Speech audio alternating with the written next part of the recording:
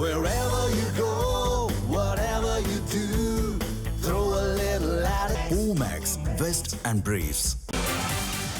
தென்கிழக்கு வங்கக்கடல் பகுதிகளில் நிலவும் காற்றழுத்த தாழ்வு பகுதியானது காற்றழுத்த தாழ்வு மண்டலமாக வலுப்பெற்றிருக்கிறது. அண்மை செய்தியாக பார்த்துக் கொண்டிருக்கிறோம். நாளைக்குள் ஆழ்ந்த காற்றழுத்த தாழ்வு மண்டலமாக தீவிரமடையும் என இந்திய வானிலை ஆய்வு மையம் தெரிவித்திருக்கிறது.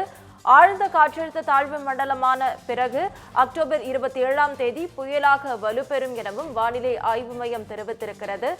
ஆழ்ந்த காற்றழுத்த தாழ்வு மண்டலமான பிறகு அக்டோபர் 27ஆம் தேதி புயலாக வலுப்பெறும் எனவும் வானிலை ஆய்வு மையம் தெரிவித்திருக்கிறது. தென்கிழக்கு வங்கக்கடல் பகுதிகளில் நிலவும் காற்றழுத்த தாழ்வு பகுதி காற்றழுத்த தாழ்வு மண்டலமாக வலுப்பெற்றதாக வானிலை ஆய்வு மையம் தெரிவித்திருக்கிறது. அண்மை செய்தியாக தற்போது பார்த்துக் கொண்டிருக்கிறோம்.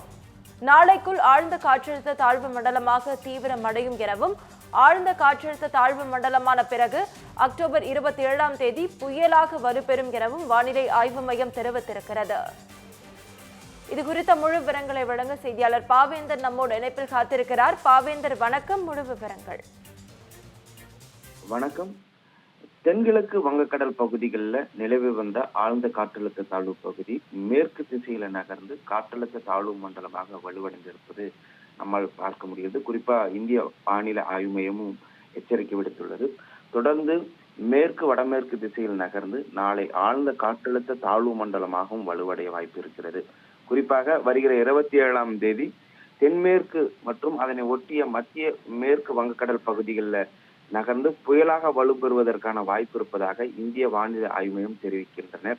குறிப்பாக சென்னைக்கு 990 கிலோமீட்டர் கிழக்கு தென்கிழக்கு காற்றழுத்த தாழ்வு மண்டலமாக மையம் கொண்டுள்ளது என்பது குறிப்பிடத்தக்கது.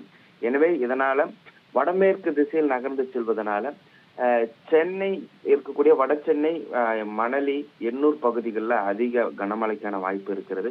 குறிப்பாக ஆந்திரா, கர்நாடகா பகுதிகளில் மழைக்கான வாய்ப்பு இருக்கிறது. குறிப்பா கடலோர மாவட்டங்கள்ல மிதமான மழைக்கு வாய்ப்பு இருப்பதாக இந்திய வானிலை ஆய்வு மையம் தெரிவிச்சிருக்காங்க. இந்த காற்றழுத்த தாழ்வு மண்டலம் இன்றைக்கு காலையில 5:30 மணி நிலவரப்படிதான் உருவாக்கி இருக்கு. அதற்கு தொடர்ச்சியா பார்க்கும்போது ஆழ்ந்த காற்றழுத்த தாழ்வு மண்டலமாக எப்போ வலுப்பெற இருக்குன்னா இன்று இரவுக்கு வாய்ப்பு இருப்பதாக தெரிவிக்கின்றனர்.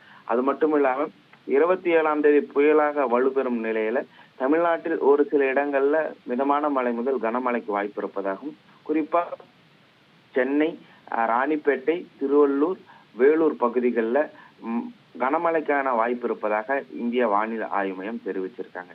எனவே புயலாக வலுப்பெற உள்ள சூழல்ல கடற்கரைக்கு மீனவர்கள் செல்ல வேண்டாம் என்கின்ற ஒரு எச்சரிக்கையும் இந்திய வானிலை ஆய்வு மையம் தெரிவித்திருக்கிறது. விவரங்களுக்கு நன்றி பாவேந்தர்.